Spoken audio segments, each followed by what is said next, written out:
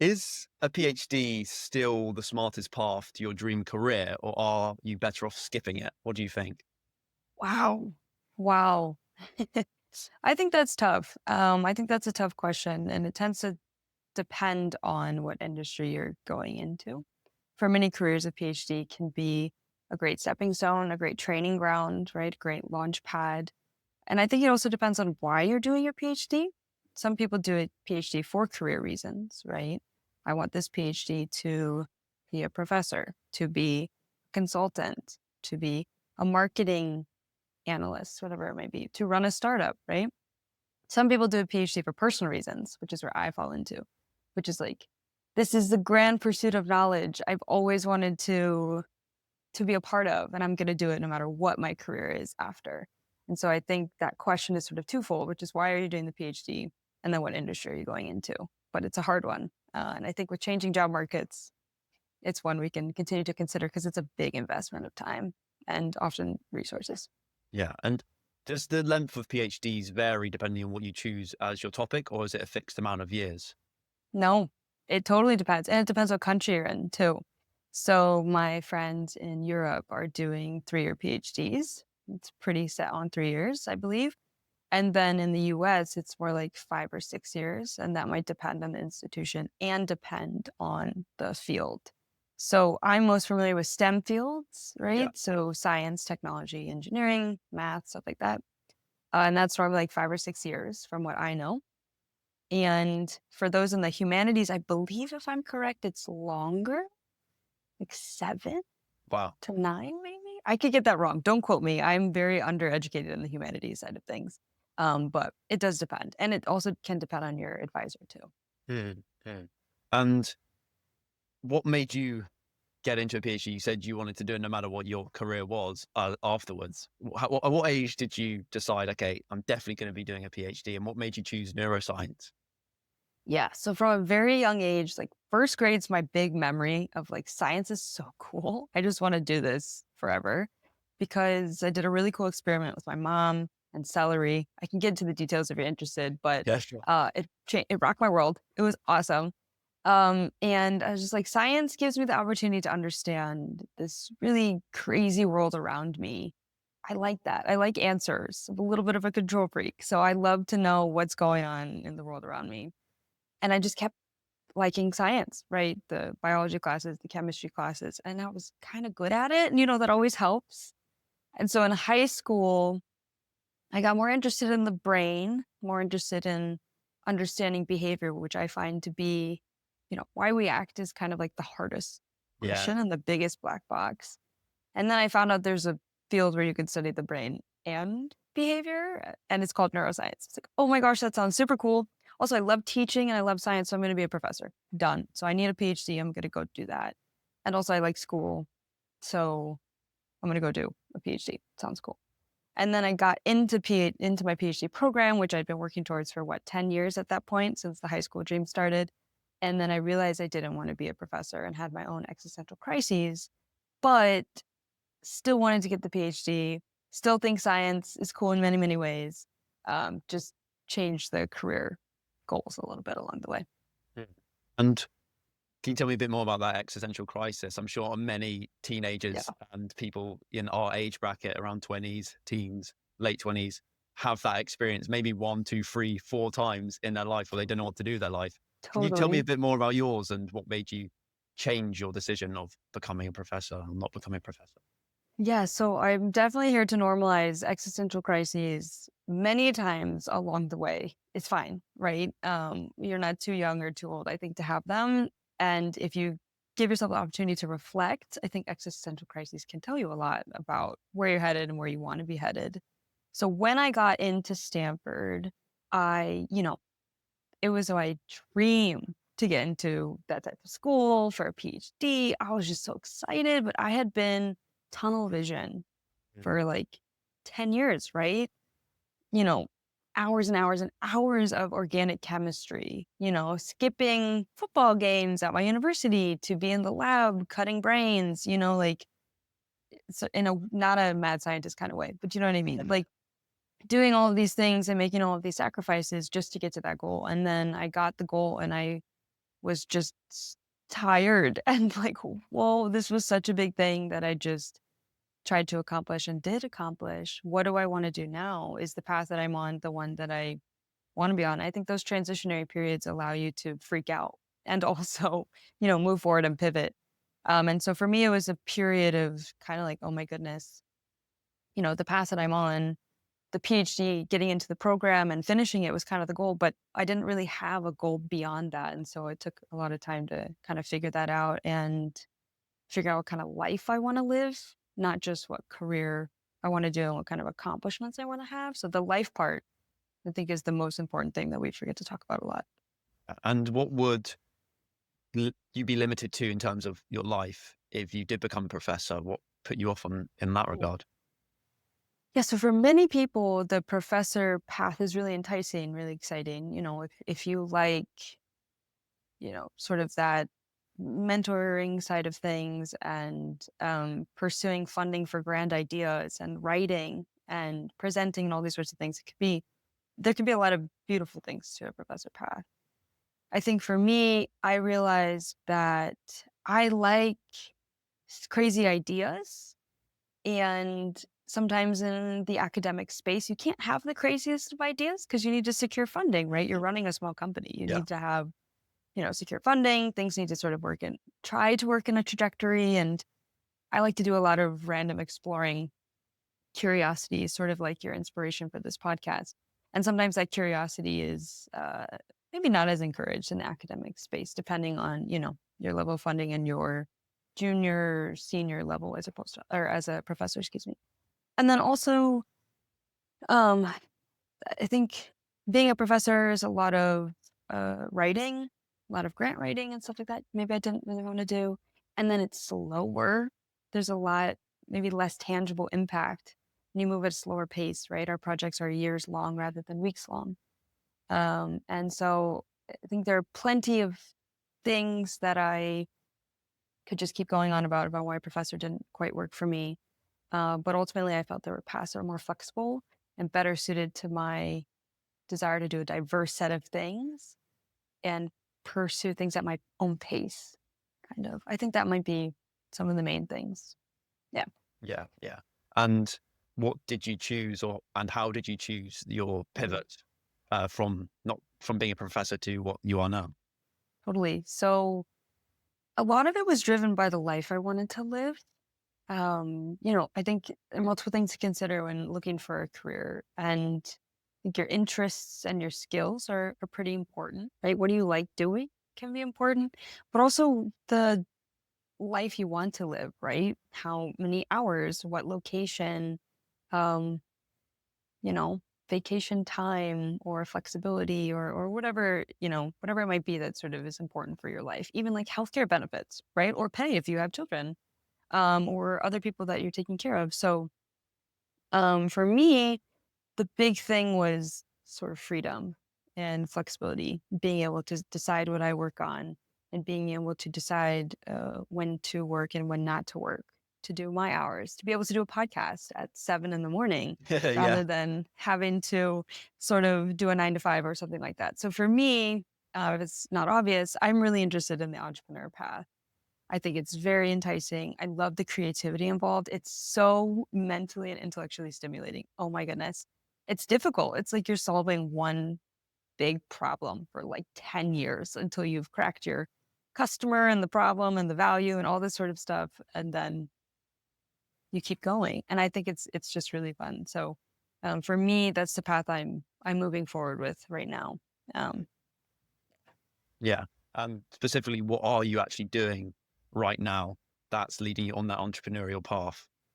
Totally. So right now, I am really passionate about helping PhDs find fulfilling careers outside of academia. That was something that I struggled with myself. And in thinking about a problem I was passionate about or something I could relate to, I was the target customer here, right? It was really just like I had the hardest time figuring out what I could do. In Googling, what can I do as my PhD? There were resources out there. There were maybe like lists out there, but I missed the stories. I missed the human connection. I wanted advice. I wanted to know how somebody got from point A to point B. I mentioned a little bit of that control freak aspect of myself. So I wanted all the details, right? Did you do an internship? Did you do a fellowship? What did you do? So that led me to just start talking to PhDs. And then eventually it turned into this massive database of, at this point, almost 300 PhDs that I've interviewed who have gone on to careers outside of academia. And in that database, virtually every single one of these PhDs is willing to meet with students and postdocs and talk to them. So I've created this massive database of interviews and also what I think is the best networking tool for PhDs who are looking beyond the academy for careers. And then on top of that comes with certain other things that I really enjoy doing, which is posting on LinkedIn and hosting a newsletter. So all of that is sort of this PhD pass resource that I am building during my PhD to hopefully have be part of my entrepreneurial journey after. And is it going to be a kind of paid service or paid community, maybe a private community, or is it going to be just free? Because if it's entrepreneur, I assume there must be some sort of way for you to profit Yeah, from it in a good way, it's obviously. it's yeah, hopefully in a good way. It started as free, and then so as you know, I wanted it to be something so that I could pay for groceries. Essentially, Yeah, of that's my course. only goal. And after spending just hundreds and hundreds and hundreds of hours, I was like, I gotta sort of figure something out here because I love the free model and students are already, we're not loaded, right? So I never want to exploit a student, but also for this to be sustainable and for this to keep going, I had to find some way to make it a paid resource. So as it stands, the model is to sell access to that database. Yeah. So there's a free version with about 150 profiles. So 150 interviews, 150 people you can talk to. It's free. Explore, enjoy, love it. And then there's the beefy exclusive database with, extended interviews. That's the one that I plan to grow to thousands of profiles. And right now it's at about 300. So people will buy access to that database as it just continues to grow and to grow and to grow. And then also as you have content in the world, there's also aspects or opportunities, excuse me, for like sponsorships. And so that's another part of sort of the business model, but it is buying access to the database right now. Yeah, we'll Yeah. see if that stays in the next 10 years, but Yeah. Yeah. And as you're describing, that's a really cool idea. And I think it actually definitely has a lot of potential customers. If you've already got 100, you've already interviewed 150, 300 or thousands of people, hopefully in the future, that have had a similar problem as you did and many young people do. Um, in the paid one, have you thought of doing some sort of community where people can connect, or is that in the free one as well? Have you already set that up? Because that'd be really cool. yeah, I like the idea. I like the aspect of a community. I had built a LinkedIn community because that's Yeah. where most of my content is. But the LinkedIn community is, it's free. It's not paid. It's primarily there for folks to connect with one another. Share resources, share tips, stuff like that. So I haven't. I think I toyed with the idea of a paid community, but I always ask myself, is this something I would pay for, Mm. as a student? Would I pay for this? Because I'm still a PhD student and my target audience is PhD students and postdocs. And so for me right now, I would pay for that database, right? Especially now when it reaches thousands of interviews and advice and I can connect with all those people. I would pay for that. Would I pay for a community right now? I'm not sure. Would I pay for a newsletter? Would I pay for other sorts of products? I don't know, but I know that that database is something that is super valuable and it's only going to get more valuable over time.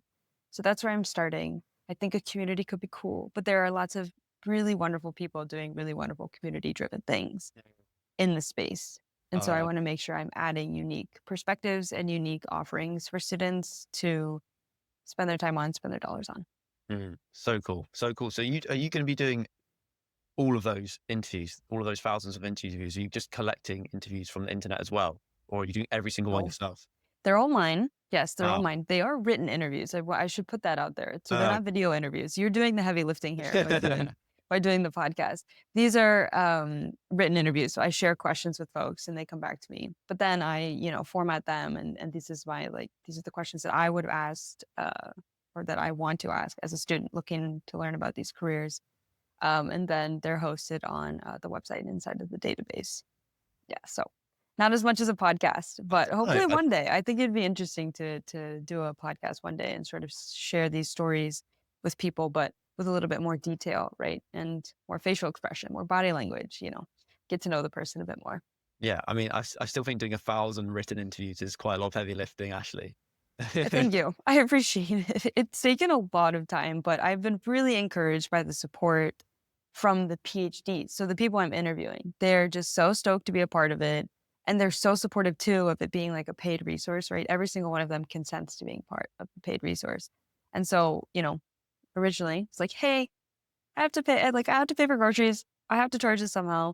And they're all like, girl, go get it, please. Just like, if this is such an important resource, I'm happy to be a part of it. And so I think that support from PhDs willing to pay it forward to students and postdocs has made me feel like the world is a beautiful place. So Definitely. that's been really positive. Yeah, you should you should never be shamed for trying to solve a problem that you've dealt with and then Sure. being able to sustain that over a period of time, like be able to pay for your groceries whilst doing it, because the more time you can spend doing it, the better the product's going to get.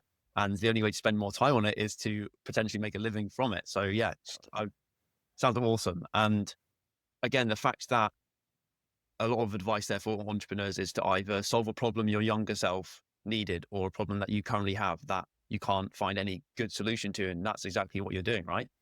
Yeah, that's exactly what I'm doing, which is really nice, I think, because anytime I'm looking to build something new or add something or just build it in the first place, it was really like, would I buy it? Would I want it? Would I use it?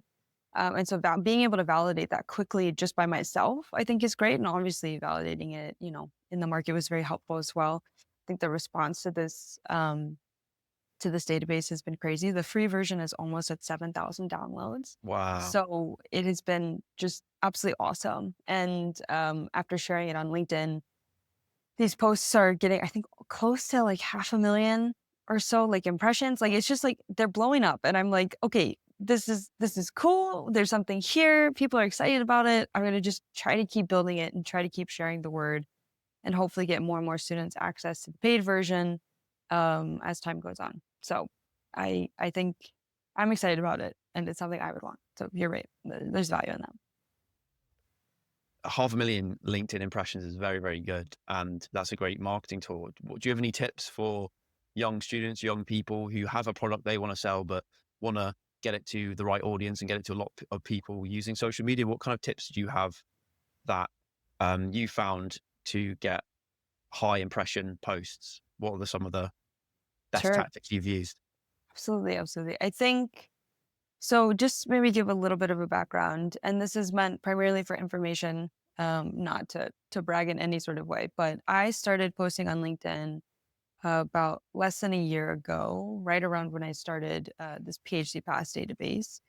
And I currently stand at about 18,500 followers on LinkedIn amidst the crazy algorithm changes. So I'm pretty proud of that. I post 3 times a week, and I have posted 3 times a week for pretty much that whole time. I think I don't think I've taken a day off or a time off, and sometimes it's been maybe 4 times a week, but it's been very consistent. And so for me, I would say start.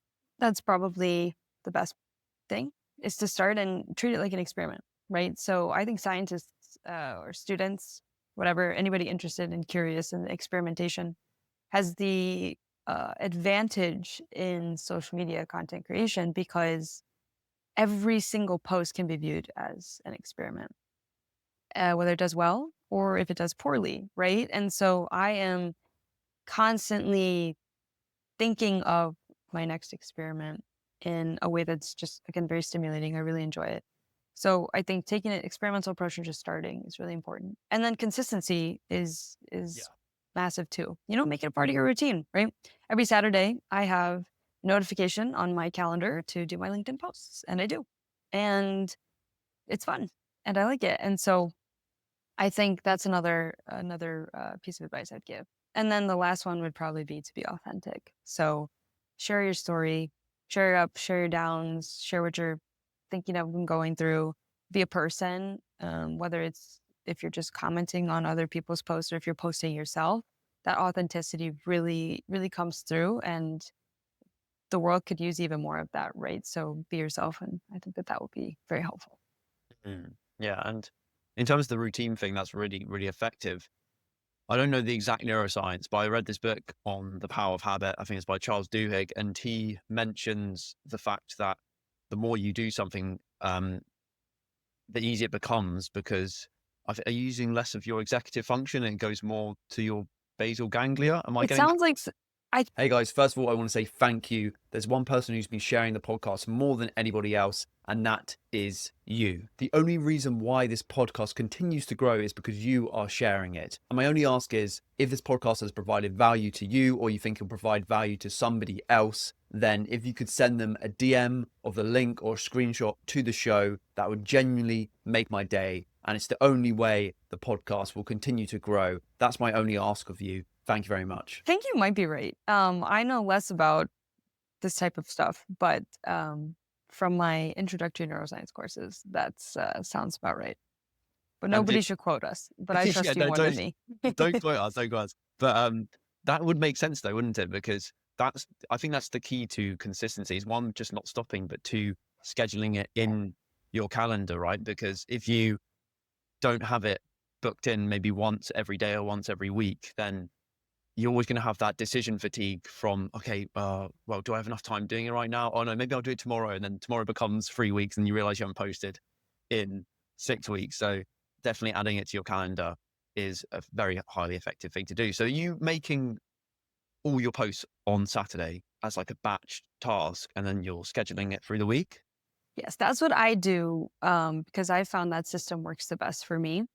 It also allows me to not be sort of not have it lingering over my head or over my shoulders during the week, especially when I'm still doing my PhD. And so for me, sort of batching them and then posting them, it's important. And then being there when they're posted, that like I'm still there. So I scheduled them for 5:30 or 6 a.m. every Pacific time, so in California, every Monday, Wednesday, and Friday. And so I'm there though in the comments, I'm there in other people's posts and stuff like that to be an engaged member of the platform. That's really important, right? And so can't just post and ghost, you got to be there. So I'm there and being a part of the community that is LinkedIn, and I'm a big fan of it. But I do find that batching is the best way for me to focus on that engagement and focus on the rest parts of my life while also giving the post the best goal I have. Yeah. And are these free like core posts also being repurposed or is it just the three main ones? That's what everyone can view for that week. You mean repurpose into like other It's like platforms? shorter clips or quotes or stuff like that. Yeah. No, these are just sometimes I repurpose some of my content on LinkedIn for Substack. So that's where my newsletter is housed. And I use those for like notes, which are kind of like tweets. I don't know if they're still called tweets, if it's X. I'm not on X as much. Are they called tweets? Do you know? I have about 6 followers on X, but yeah, I think Okay. it's called some tweets. Yeah. Everyone just keeps calling them tweets. Yeah. So anyway, the Substack has this feature where they're called notes. They're kind of like tweets. So sometimes I will use part of my LinkedIn messaging on Substack. Sometimes I won't, and I'll just go for it on there, sort of a different type of content and different type of platform. But I only really do LinkedIn. I like the written format a lot more than maybe some other types of video or imagery format. So that's just been my favorite. Yeah. So you started PhD Pathways, you're posting 3 times a week and you're doing that entrepreneur side of things. But you told me before we started that you're also cutting out brains today. So could you tell me a bit about your PhD progress and your journey so far and how you're finding it and, what are some struggles and how you're able to balance all these amazing different parts of your work? Totally, I will try to answer each of those aspects. I think there's a lot in there that we could chat about. So I am about to enter my 4th year of my PhD. So as we chatted about earlier, I have the goal of about 4 to 6 year PhD, kind of my goal here. So I've been in my program for 3 years so far. So for those that are maybe less familiar with the PhD, my big milestone has just been my thesis committee meeting, right? So your PhD is evaluated by a thesis of really scary professors. Actually, they tend to be very nice, but it's a bit daunting. And your thesis committee meeting is your first time where you demonstrate your progress. And you basically say, look, we chatted a year ago and this was my plan. And now we're chatting a year later and this is my progress. This is what I've done. So I just had that about a month ago. And it went quite well. And that's great. They can't fire me, but you always want to do a good job. And so now I'm entering my fourth year with a couple years left. And I'm primarily just building on my thesis project and trying to sort of get the big shiny finding, novel scientific discovery that everybody's looking for. And it culminates in a big paper that you publish in the scientific community. That's how you graduate, is by publishing a paper. And so, how's it going? I think there's definitely been ups and downs. The PhD could be a very personal journey, more than just a scientific journey, right? And your schedule is pretty much your own. Your ideas are pretty much your own. You have support, of course, and I work with wonderful people, but a lot of your efforts and a lot of your progress are you driven. And you're also going through a time in your life when you're pretty much in your 20s or your late 20s and just life is happening like crazy, adulting is indeed difficult. And so I think for me, it has been an up and down process, but it's been one of the most rewarding personal processes I've ever experienced. So, yes, today I will be doing stuff with mouse brains. And for anybody listening, the mice end up being very healthy and fine and happy. So, no mice are too injured in this process. And you've done a lot of your research on the role of histamine in behavior, right? Yeah, yeah, that's it. Yeah. So I always thought histamine, and it is, again, this is like, you know, late high school biology kicking in right now, but I swear histamine was for like when you'd hurt yourself or you get a sting and it would cause swelling in your skin cells, right? And you had the mast cells or something like that. Totally, yeah, totally. How is that related to our behavior? What role does histamine play in our brains? Because I didn't even know it was doing anything to do with that.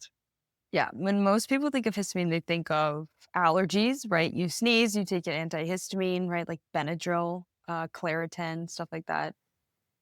Or like inflammation, which is sort of what you're talking about on those mast cells. So you nailed it. Yeah, you absolutely nailed it. Um, in the brain, though, histamine comes from a small brain region, releases itself throughout the brain as a neurotransmitter, which is essentially a molecule that helps the brain cells communicate. And I had a buddy, so I really like neurotransmitters. I think they're really cool. A lot of people hear about dopamine, right? Think about chocolate cookies, serotonin, think about walks outside and sun. Oxytocin, think about a mom having a baby, right? A lot of these neurotransmitters play a huge role in the way that our brain cells communicate. But knowing that I like neurotransmitters, I had a buddy come up to me and was like, "Have you heard of histamine and motivation?" I was like, "What are you talking about? Histamine is for allergies, you weirdo. Like, no way." But my lab that I'm a part of is really interested in motivational processes and reward seeking and goal oriented behavior and all this sort of stuff. So I was like, I want to take an entrepreneurial approach to my PhD. Just like I'm interested in entrepreneurship, let's do something crazy. And like I mentioned earlier, I like to do a lot of exploring. I kind of like to do the crazy stuff, the non-saturated stuff. And so I wanted to move away from dopamine, which makes a lot of people upset. But a lot of people are obsessed with dopamine for good reason. But I wanted to do a different molecule. And so I started reading a lot of papers and histamine and cognition, histamine and memory, histamine and learning, histamine and motivation, depression, anxiety, aggression, sleep, arousal, all these sorts of things. I was like, oh my goodness, there's a lot going on with this molecule. Let me hop in. And so that's where I've been now and where I will be for the rest of my PhD. And why is histamine being neglected compared to the dopamines, the cortisol, the oxytocins? Yeah. I have a theory that I read in a paper. So we can assume it's a correct theory, but it may or may not be. But supposedly during the time a lot of these neurotransmitters were becoming popular, there was this like technical limitation that allowed other molecules like dopamine and serotonin to be what's the word? Detected. And histamine was sort of left by the wayside, right? And then a few bits later, a little bit of time passed, histamine was detected and we moved on, right? But I think dopamine and serotonin were kind of given that leeway to be more popularized. And also, they are very powerful molecules. Histamine, I think, is a powerful molecule. It's just when you sort of have this momentum in these other sort of spaces, I think it's easy to kind of keep going and people get really excited about it. People get a lot of funding for it, right? And it's just, you just keep building. With histamine, there's more interest happening now, which is very exciting.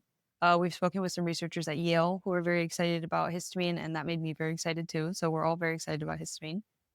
But we also know that histamine, there's an antihistamine that is more and more given for anxiety, and people have no idea how it's working. And so I have a family member who takes this antihistamine for anxiety and swears by it, absolutely swears by it when nothing else is working. And so it's just really interesting to me to sort of have that patient centric interest. Also, the field is more interested, and then I am just personally interested because of the not too many people are talking about it, which I think is really cool. Mm. And does it work like this? It's probably much more complex than this, but high levels of cortisol in the brain, I'd assume, makes you more cranked up, more stressed. What would high versus low levels of histamine in the brain do? How would that Oh, influence your behavior, or does it not work like that? yeah, I don't. It's never as black and white, but there are ways in which we could think about it in a black and white way that might help, simplify it and all that stuff. So histamine is known to play a role in like wakefulness and arousal. And so maybe you could think if you have like high levels of histamine in your brain, you might have higher levels of arousal or whatever that might be. But because it plays a role in so many other processes, right? What else is happening? And so right now I have some data that shows that when you increase histamine in the brain, you actually have higher reward seeking behavior. So like you seek out a reward more and you go get that reward more. And that's really interesting because reward related behavior is primarily known to be with dopamine, right? You have a dopamine increase and you really want those cookies or donuts or whatever, right? And so I think all these molecules are just doing more than we think and they're all connected in a way that we are just very like we have so much more knowledge to sort of amass at this point. So I'm just hoping to be a part of that. Yeah. And is there any um, external stimulus that can increase or decrease histamine in the brain? Like you said about going on a walk can increase your serotonin. And when Right. you're about to have that donut, that can increase your dopamine. Is there any examples of histamine? Yeah, so higher levels of histamine can be sort of that allergic reaction, that inflammatory reaction. Sometimes foods too Mm. can increase histamine levels. I do not know enough about this. It is like on my to-do list to look into. But there's this community of people on the internet that are really convinced by histamine intolerance, Wow. and it has to do with diet. And I don't know if it's backed up by scientific studies in a laboratory, but there really is a power to stories that I think is important for scientists to listen to, right? Those are the people sort of on the ground Yeah. going through the Yeah. Yeah. Yeah. thing, and it's important for us to think about. And so I think that there might be even a diet component to histamine that I don't know anything about. I can't talk about it because I don't want to say anything that's not correct, but I just think there's a lot more going on that I'm hoping to shed some light to, but I will only basically understand one grain of sand on the beach of histamine in my 6 years trying to understand histamine. And so hopefully there are people who come after me and beyond that can help build upon this even more. And if your PhD ends up being success, which I hope it will, and I'm sure it will be, what will that grain of sand enlighten everyone about? I'm hoping that I love that question. I love that question a lot. I'm going to tell you why I love it if that's okay, Yeah. because words of affirmation are important. But I really like that question because I think every PhD should think more about the broader picture of their work, the broader impact of what they're doing, and maybe just not get so caught up too much in the weeds like we do. So for me, this whole PhD, the goal was to advocate for histamine a little bit more. I was probably advocating too early because I was advocating for histamine before I even had any sort of data because I was so convinced by the puzzle pieces in the academic literature I was like, we got to look at this. We need to look at this. And then also when you take into account sort of the clinical representations that and stories that I've heard from, I think that there's a lot of cool things here. And so for me, the first one is to just put histamine a little bit on the map and to get people thinking about it, which I'm not the only one, again, trying for this. So there are a lot of good efforts being had. My second thing would be to sort of put histamine in a space where we think about reward.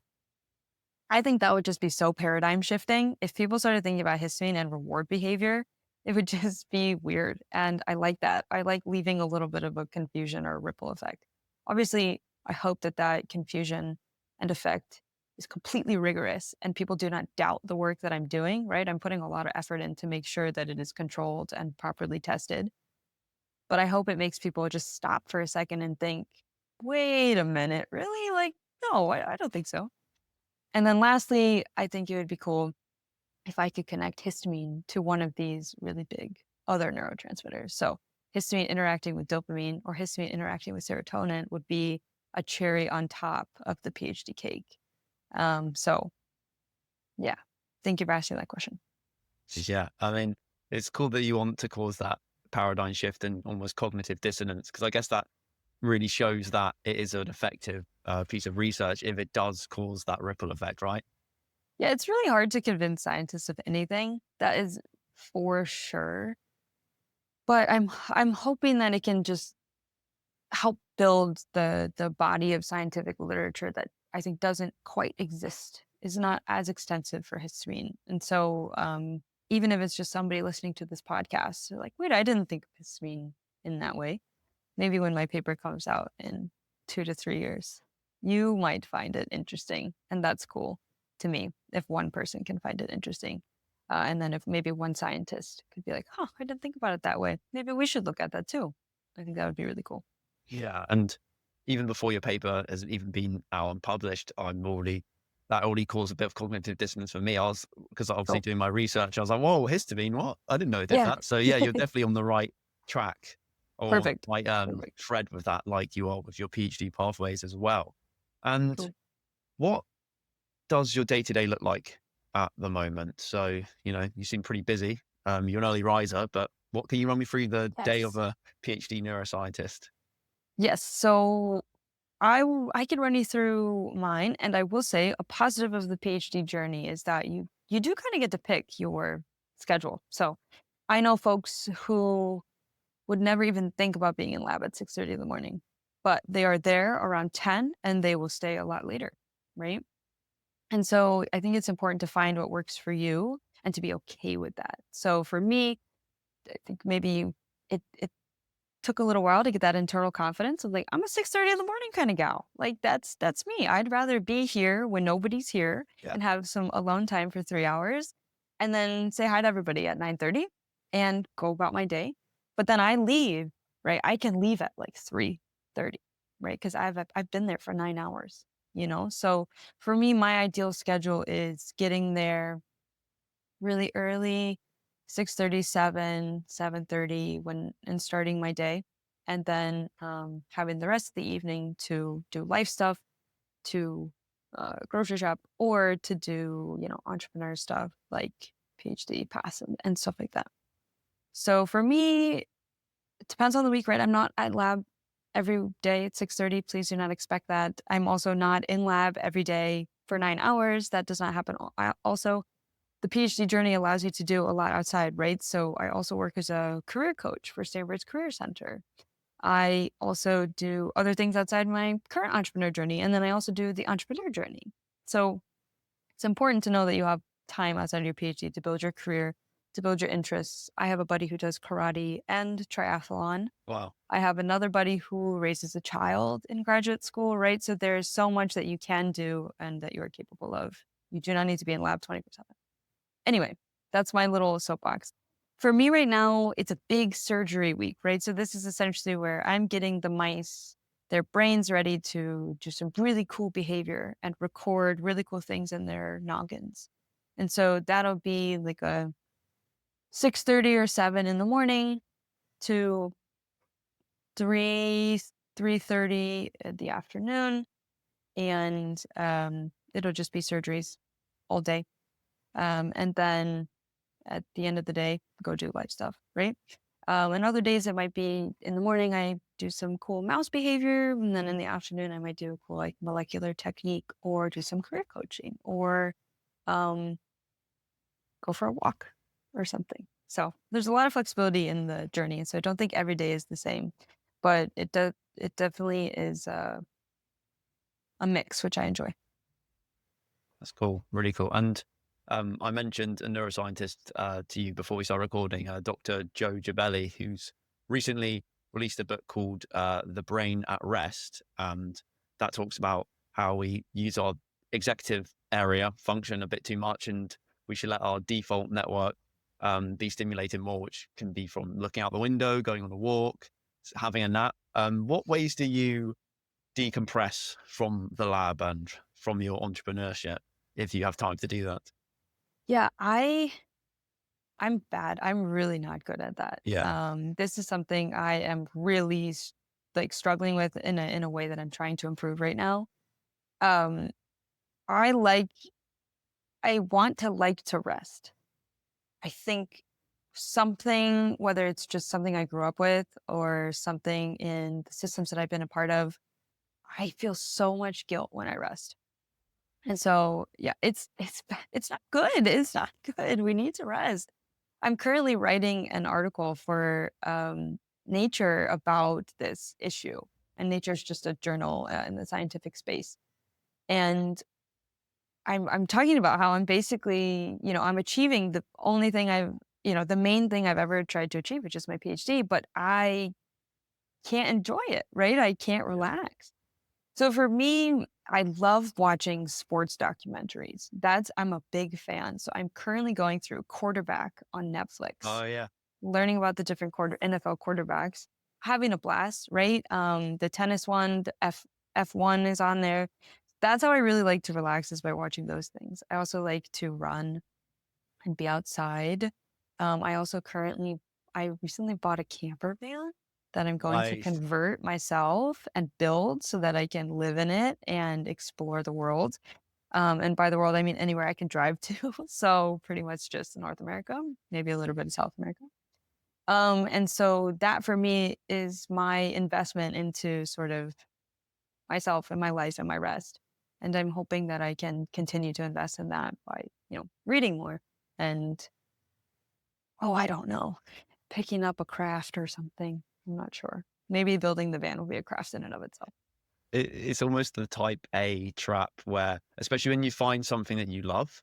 So for you, it's the PhD and also the new venture with PhD pathways. It's like you, the advice that I always hear and I agree with is trying to do work that feels like play, but it looks like work to others, but it feels like play to you.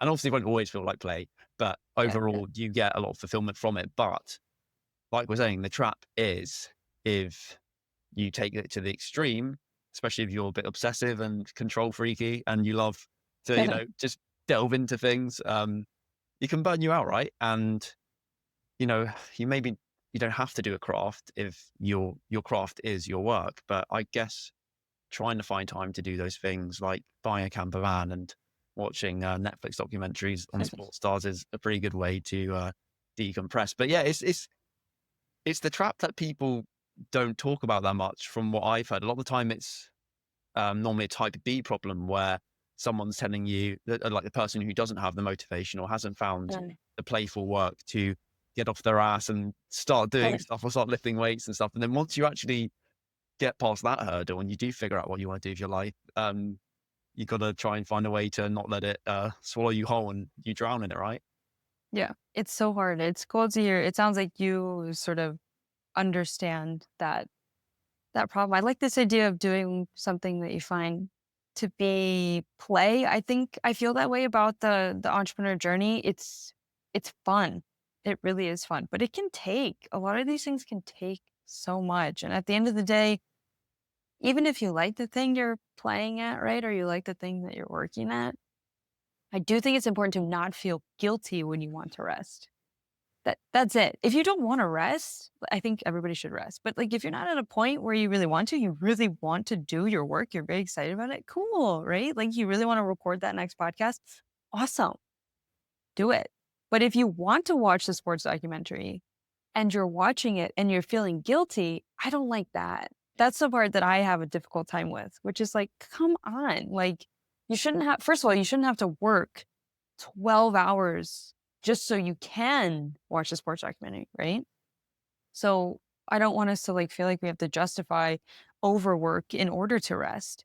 You should be able to rest when you want to, but you should be able to enjoy it. And I think for me, that's something I really struggle with. And the idea of like a vacation is tough, to like Yes. Yeah. actually Yeah. go Yeah. and rest and like shut the computer. Like the other day, a couple weeks ago, my family came and visited, and I didn't bring my computer.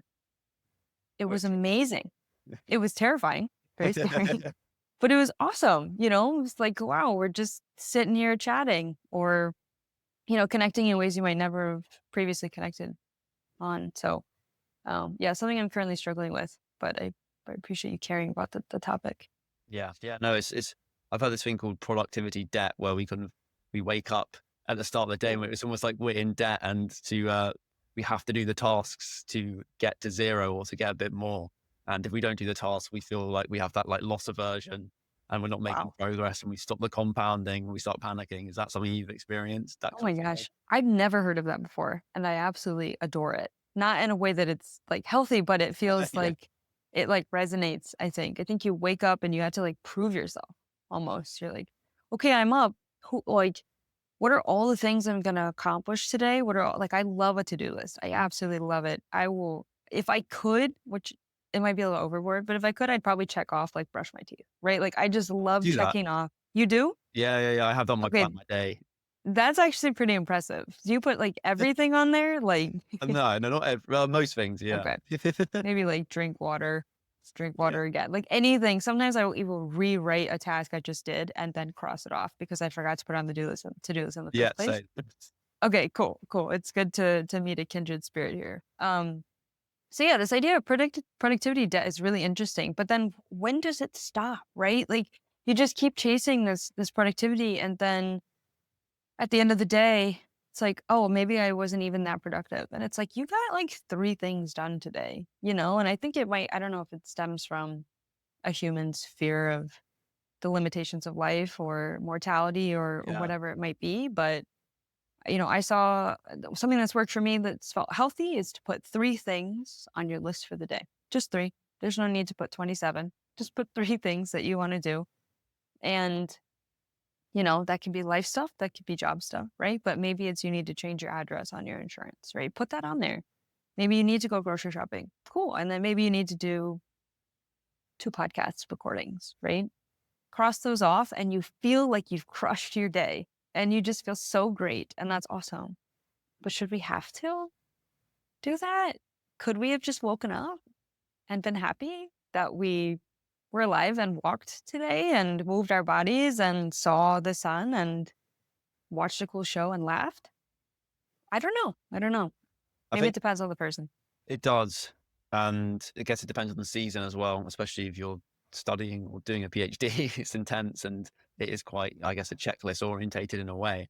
Um, I think an antidote to it or potential antidote to it, or a remedy for it, maybe not as strong as an antidote, is gratitude, which sounds a bit cliche, but even just like, again, this is on my to-do list, 5-minute journal where I just Cool. start writing and, um, even reframing, thinking your 85-year-old self looking back and then just like looking around and being like, oh, my body doesn't hurt. Oh, no flying cars outside. I was so young. It just gives you that grounding effect. And Yeah. I mean, you still want to go on with the rest of your day, but it just makes you feel more present. Another thing that I do in the evenings, is I kind of trick my brain and I'm like, okay, I'm going to go to the sauna and the steam room, definitely for the health benefits and not just to, like chat to all the regulars for 45 minutes. So sometimes I have to trick my brain, but those are some effective tactics that I've used.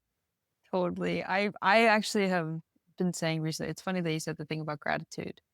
Because recently I've just been saying I'm convinced that gratitude is probably the secret. Like if you could nail that, I feel like you'd be a pretty happy person. And so I need to do better at that for sure. we can get caught up a lot in, I think, accomplishments. And you're right that it's seasons, but I still want to be happy at the season because then the Yes. season passes and you're like, wow, I was a PhD student at Stanford running a business, talking on cool podcasts with Jacob. Like, this is awesome. And instead, it's like, oh man, I'm not working right now, right? Like, oh, I need to go do this. I need to go do that. It's like, come on. Why don't I, I had a really good sandwich the other day. That is life, So I do appreciate you chatting and commiserating about this, but also, having a thought partner on this. It's cool. I think I wish more people talked about it.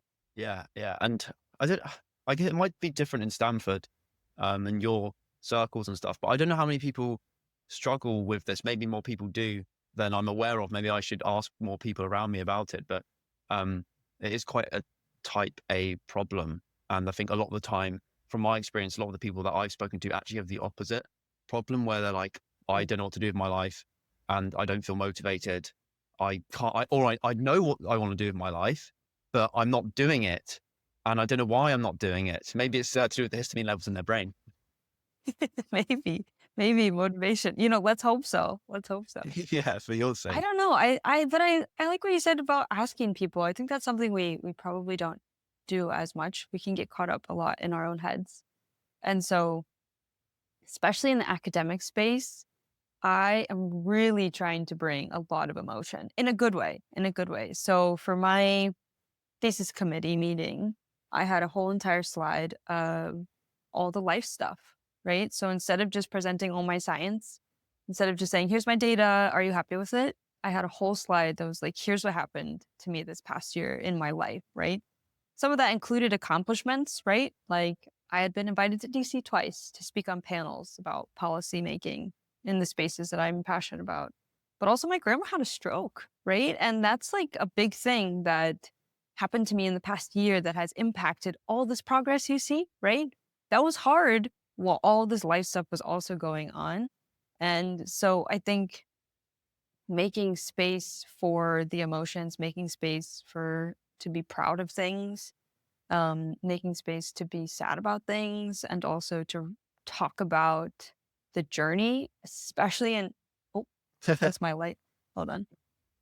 There you go. Especially in PhD land, talking about those emotions is more important, I think, now than ever. And a lot of students do struggle with mental health issues, and so it's important to talk about it. I really think it is. And so I have a graduate student who is 1 year under me.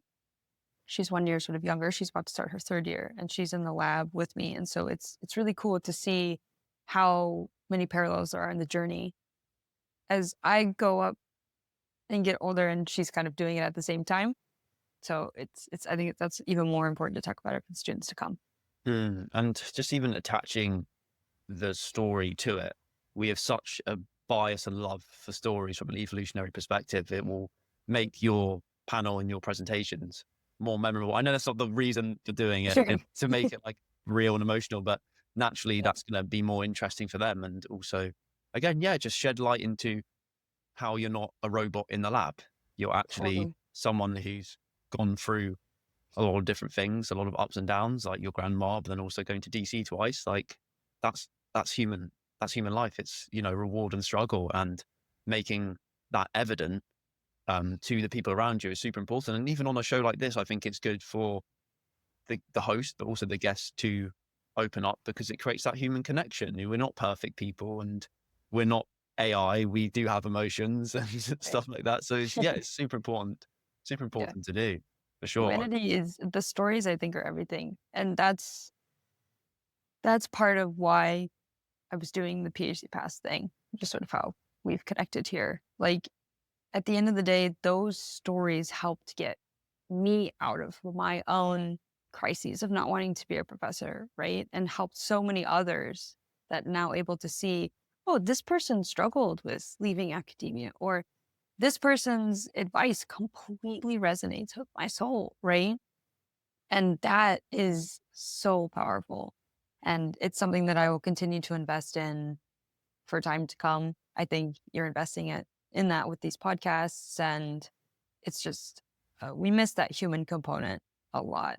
I think, especially in spaces where you are trying to achieve things. I think it's easy to get lost in the achievement itself rather than lost in the humanity of it. So, yeah, ask somebody how they're doing. I think Yeah, yeah, yeah. is Yeah. maybe the story here. Especially in the STEM area where you're trying to be methodical Yeah, and rational and standardize, totally. it makes it even more hard, I guess. I actually don't know. Maybe if you're doing philosophy PhD, it's also similar because you still want to get results. But Yeah, I don't know the different fields because I only have this sort of like sciencey background, but um, and again, not that I just want to interrupt myself and say, not that like humanities is not a science, and I think science implies it's like rigorous and data driven, and you know, details and statistics and all this stuff, and you can get that in plenty of fields. You're a scientist when you cook, right? So, anyway, sometimes scientists can be used in sort of an elitist way, but yeah, in the STEM space, um, yeah, I think we totally get caught up in the achievements, and also you like sometimes overwork is valued. So I think yes, it's very easy to be to think burnout is like a badge or exhaustion is like what you need to be in order to be valuable. And I think that is so broken. And so, but I fall to that. I think a lot of people can fall prey to that as well, right? Like being proud of being in lab at 6:30 in the morning. Maybe I shouldn't be. Maybe I should just show up at the normal time like a normal person. Or sending emails at 2 a.m. or whatever that may be. Maybe we shouldn't celebrate that and we should say, "Hey, did you sleep?" You know? yeah, So, yeah, there's definitely a balance. Definitely. yeah. It's there's a lot of signaling from everybody. Oh, I'm so busy. Falling into the busy trap. But it's like a badge of honor. Whereas imagine being that person who does 2 hour. I mean, it might be different for a PhD, but in terms of entrepreneurship, imagine being that person who does 2 hours of work every day and still gets even better results. And then the rest of the day, they're, going on a walk or they're hanging out with friends or they're going to the gym or they're going to the sauna. Like how that seems more cool. I'd rather do that than Yeah. just do the busy thing. Totally. Yeah, Yeah. absolutely. That's my dream. Sounds like you might relate. So, Yeah, definitely. So yeah, so PhD right now, are you thinking to yourself, okay, I want to get the results, but this is just a stepping stone, and the there's more this other side of my life, the camper van life, the entrepreneurship life. That's in the like the horizon. I can see it, but I just need to get there. Is that how you're viewing your PhD in a way, or yeah, I think I would say yes. I need to get there, indeed. But like I mentioned, the personal aspect of the PhD is so strong. So I do have desires to live in that camper van and the entrepreneurship life and cozy entrepreneurship as I've heard it before, right? And to travel and spend time with loved ones and read more and do all that sort of stuff. A lot of those luxuries may or may not be afforded to you as much when you're also doing a PhD and running a business and living your life and running other things on top of your business and having multiple jobs, etc. So I think I do feel in some sense like I need to get through it, but I never want that to come across as I'm looking to get out of here or I'm looking to skimp on my efforts or whatever that might be. So I'm hesitant to be like, yeah, I'm just trying to get out of here and I'm just trying to like finish it up so I can live in my van. Like that is not necessarily what I'm trying to do. I want to be so proud of what I accomplish in this PhD because if I'm not, I will regret it for the rest of my life. And I'm afraid of regrets. I do not want to be an 85-year-old me being like, dang, I wish I did X, Y, and Z. That scares me. So yes, I have huge dreams outside of the PhD, and I'm very excited for them. And I'm working on building them now so that I don't just have that mentality of like, I need to get out of here. So that's why I've, purchased the van and I'm going to start building it out and doing all of those things to try to invest in that future now instead of just waiting for I'll be happy when. Working on that happiness now and having that happiness be intertwined with the PhD journey. So, definitely, yeah, but yes to what you yeah. said. Motivation's such a hard thing. It's almost this contract you have with yourself, whereby you're unhappy until you get the result. And that can be a very, very big trap. And have you heard of the study of the rat in a tube before?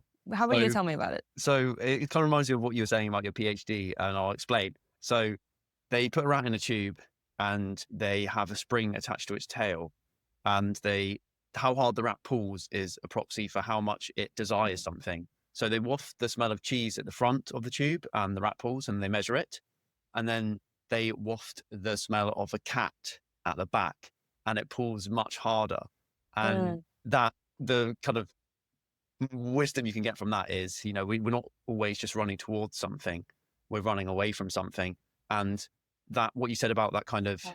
regret, that you're trying regret minimization, that almost fear of insufficiency. You don't want to look back at 85-year-old you and be like, damn, I kind of wasted the Yeah. last 2 years of my PhD because I was thinking about something else. That's really an integral part of, I guess, human nature. And it seems like it's applicable to your kind of mindset and things. And it's something that a lot of people don't often talk about. They always talk about what the reward is that they want, but they're not talking about the life that they're also trying to run away from. And I think it's good to, have both sides of the coin in that regard, right? Yeah, and that cat can be very strong, right? So that cat smell, I actually hadn't heard of that study. So that's really interesting. I think in my case, probably the guilt is the cat fumes that are sort of like I'm trying to run away from. But there are so many beautiful things that I'm running towards. It's just when you do the I'll be happy when statement, you just keep shifting your goalpost. Yeah. Like Yeah. it's just like, okay, I'll be happy when I get in PhD program. Okay, we're there. I'll be happy when I finish my PhD. Cool. That's like 6 years from now. I'll be happy when I have a thriving business and I'm traveling the world. Okay. I'll be happy when I have a house. I'll be happy when whatever, whatever. And it never ends. And so I think that's where the gratitude can come in a lot. Yes. And that can help you build this sort of contentment. And hopefully you could be like, oh my gosh, I'm in a PhD program. I can be happy now. This has been a dream of mine for so long. That's so cool. And I'm trying to sort of build that in a lot more. And I think a lot of folks can get really caught up, like I've said, in accomplishment, moving the goalpost. I'll be happy when statements. And it can be tough because then next thing you know, you're really old and your life has passed by. And you're like, oh my gosh, where did I could have been really happy in my 20s, right? Could have been really happy in my 30s or my 40s, my 50s, whatever it might be. So I'm trying to get to that space where I'm happy now, right now. Yeah. The hedonic treadmill is a scary, scary thing, Yeah, and absolutely. it's the fact that we have to be, unless you're a monk, but I guess you have to train it as well. The fact that we have to consciously, using almost Mm, like neocortex, be grateful. Like, okay, we're going to be grateful right now. I'm grateful for sitting here talking to Ashley. Like, I have to like physically almost yeah. like do it. Whereas Yeah. we have this built-in motivation and desires, and I don't think happiness is necessarily built in to the human condition. Like, well, we're meant to Mm, be happy 24/7. I don't think our ancestors who were happy 24/7s were necessarily the ones that stayed in the gene pool. It was probably more the ones that were high motivation and wanted to get more resources and run away from the predators and stuff. So, but that doesn't mean we can't consciously choose to be happy people, right? So we do have right. agency over it. I think it's that balance too. That's the word I always end up coming back to when we have like when I have really interesting philosophical questions or really tough evolutionarily backed concepts and all of those sorts of things. It's just like, well, there's a balance, you know? Yes. Um, and I think trying to find that balance is a really difficult human pursuit that I'm not sure anybody will perfectly achieve. Um, I try to find balance in a lot of different ways, right? You could do that with exercise, you could do that with your diet, you can do that with work, relationships, whatever it may be. That balance is really important, but really, really hard. And maybe that's a seasonal thing too. I don't know how good humans are at this balance, but maybe we could try consciously, like you said. But it's hard. It's really hard. Really, really And hard. how would you personally, not maybe scientifically, define happiness and balance for you? Yeah. For me, happiness, wow. Also, I don't get to have these conversations with many people, so I'm just having a blast. And we Yeah, didn't talk. Hopefully, we that's why talked you enough should about. start a podcast. Yeah, maybe. Yeah, seriously, this is my sign to start a podcast. We didn't talk that much about PhD and PhD paths. I'm just having too much fun talking about other things. So hopefully this is helpful for anybody listening. But for me, happiness is very tightly wound with freedom, and freedom for me is being able to decide what I do that day, you know? And there will be needs that come up. Obviously, you need to go grocery shopping, you need to have a meeting, you need to go to the dentist, whatever it might be. But to be able to wake up with no alarm and decide to go for a run, go for a walk, to decide when I check my email, to decide when I go visit family at the drop of a hat, right? And that freedom can come with financial needs, right? To be able to afford those groceries is a luxury for many people, right? To be able to wake up and not have to worry about when you work is also a luxury. I understand that, but it's one that I am sacrificing a lot for now to hopefully have eventually. So happiness for me is very much tied with freedom, but happiness itself comes with a lot of forms of health, right? So physical health, being in a body that feels strong, I think is important. Um, relational help, or excuse me, health. So feeling healthy with my parents and, loved ones and all those sorts of things, friends. And then, also mentally healthy and feeling mentally, intellectually stimulated and finding some sort of spiritual health as well. Like, I think that there's a lot of health that goes into happiness. And then for me, there's also a lot of freedom that goes into happiness. So, and all of it needs to have nature. Absolutely. There needs to be some trees, a lot of Yes. birds, lot of birds. Saw an owl the other day and just almost shed a tear. It was stunning. I wish I had my binoculars, but I did not. So anyway, nature, freedom, health probably is a lot of what my happiness is. But what is yours? What is your definition? My definition of happiness, I might need to update this, but off the top of my head, I just define happiness as the absence of negative emotion, which is quite nice because when I'm not Okay. feeling anxious or, burnt out or something, I'm like, oh, okay, I'm happy. But the control of your time, the freedom is something I've really tried to manifest and focus on. And I think it's probably that entrepreneurial, mindset of just being able to, just visit your parents, buy the plane ticket back to Florida or back to Kent for me, and just be able to do that and yeah, not have the alarm and just being like again.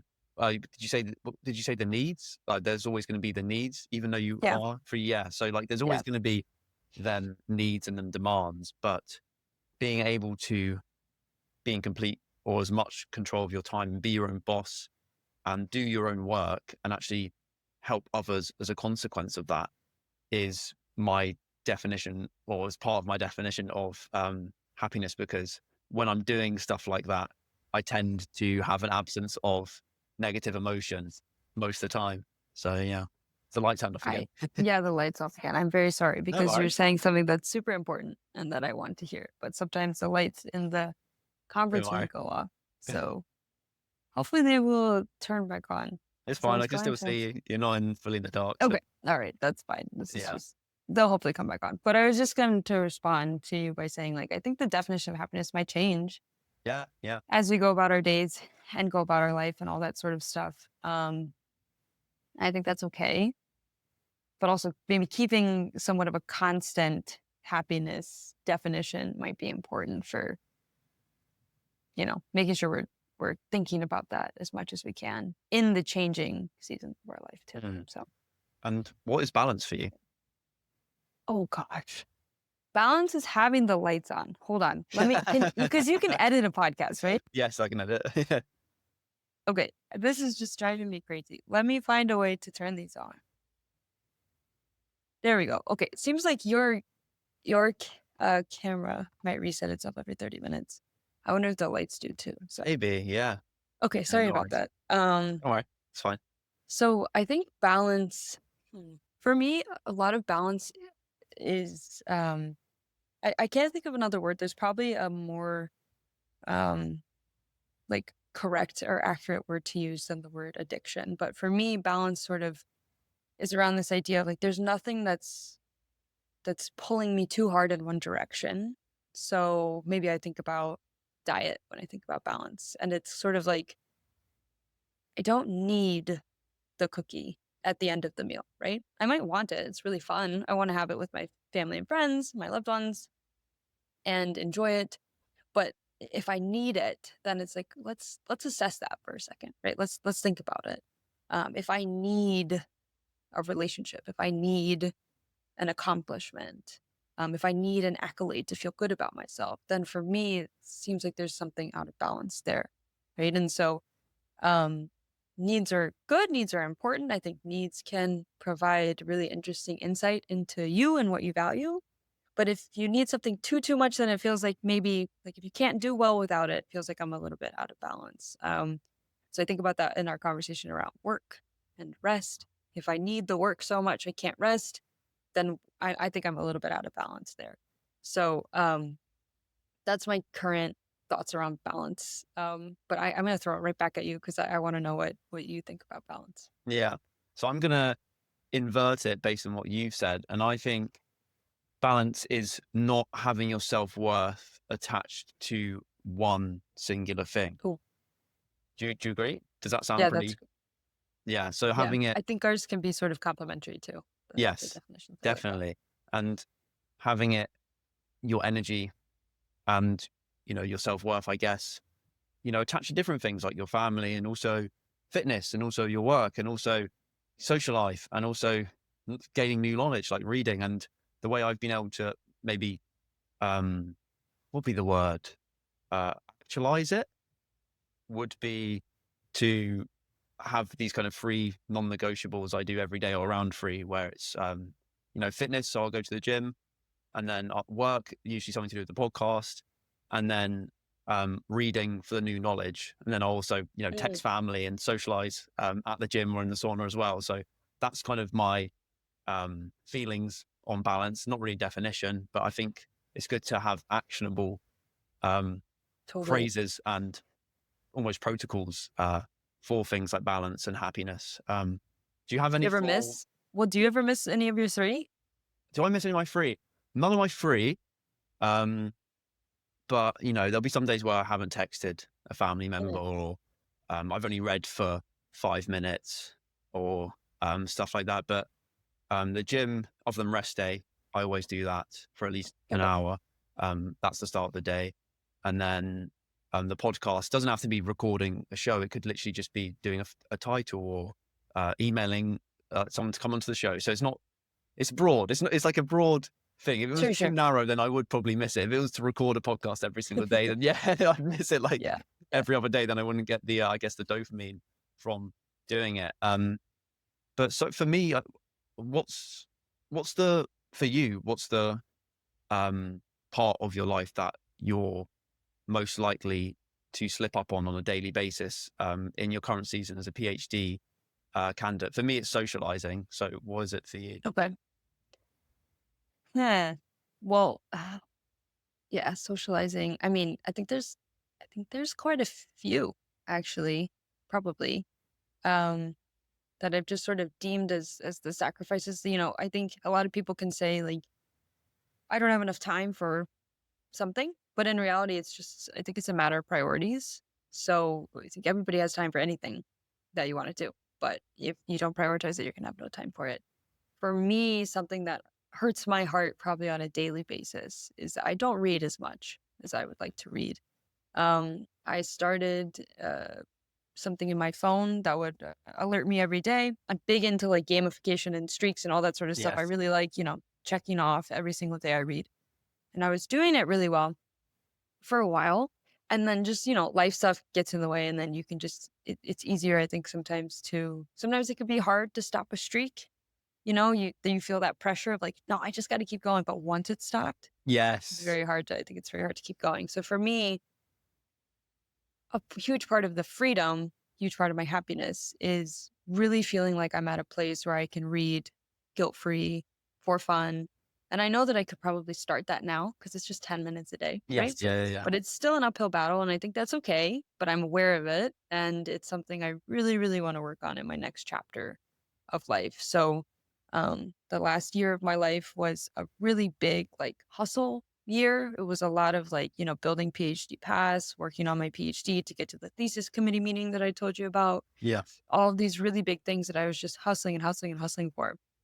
A lot of sacrifices, and my health fell by the wayside, I think. And so now it's I'm trying to make it sort of a year of health, as to be juxtaposed to the hustle. And part of that health is, fitness, yummy, good foods that are full and healthy, and then reading, Mm. interesting. So a lot of things we're talking about are things I'm trying to actively work on this year. Yeah.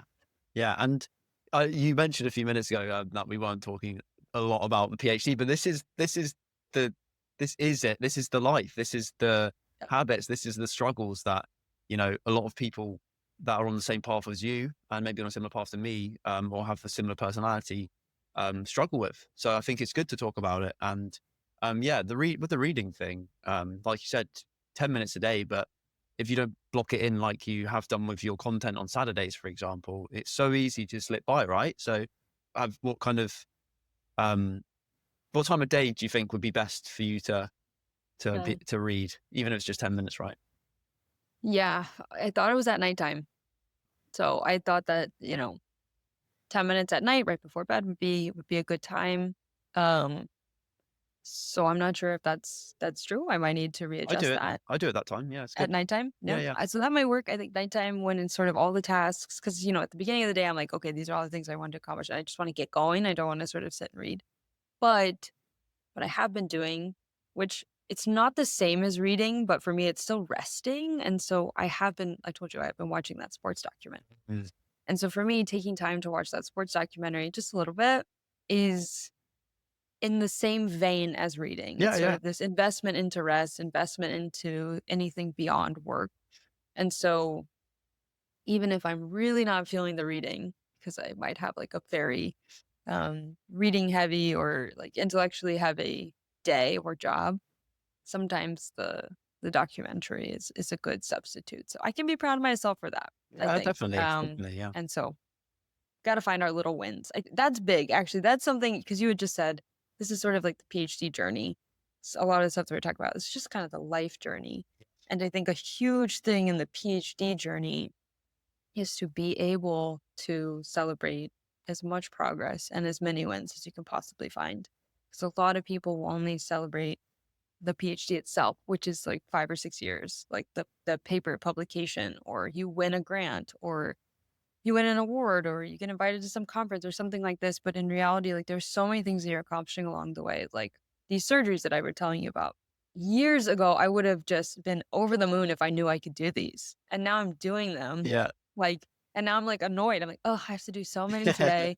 This is ridiculous. And if I had just taken a step, been a little grateful, I think that would have helped. And so I'm hoping that this human aspect that we've talked about for a ton amount of time is that people can feel it with the PhD path work that I'm doing and the LinkedIn work that I'm doing and the newsletter that I'm doing. Like all this stuff is really just to bring humanity to the PhD process and to the PhD journey and to help us all do better and find our life and to find our humanity through stories. And I'm hopeful and optimistic that that's what's going on with PhD paths.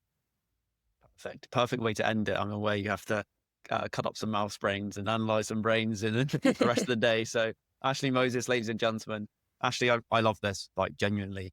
It's great to connect with someone who's, ahead. You're 27, you're almost finished your PhD, but you're still in the age bracket and you're still going through similar struggles a lot of the audience and myself are dealing with. So, really appreciate your insights. And I encourage everyone to check out PhD pathways, even if they haven't started a PhD. If they're considering doing it, I think this is like the one resource that you should definitely check out. You've mentioned what you're currently working on, but where can people go if they want to check out PhD pathways and your LinkedIn and stuff? Yeah, I highly recommend. Well, first of all, thank you for having me. This was unreal, absolutely unreal. So, yeah, this was a blast. If folks are interested in anything that we've talked about today, you can find me on LinkedIn. It is Ashley Moses. You should be able to find me, um, which I'm sure maybe we can include some of these links in the notes or Yeah, something yeah, like yeah. I that. always do. Yeah, yeah. Cool. So LinkedIn, great place. And then PhD Pass, we have PhDpass.co. It is CO. And then that's where you can find the database. And we have a newsletter on Substack. So I can hopefully send you all of those and we can get that in the description for folks. Yep. Yeah. Everyone go check it out now if you got to the end of the Yeah, video. do it. Yes. Thank you so much, Ashley. Really appreciate it. Cool. Thank you.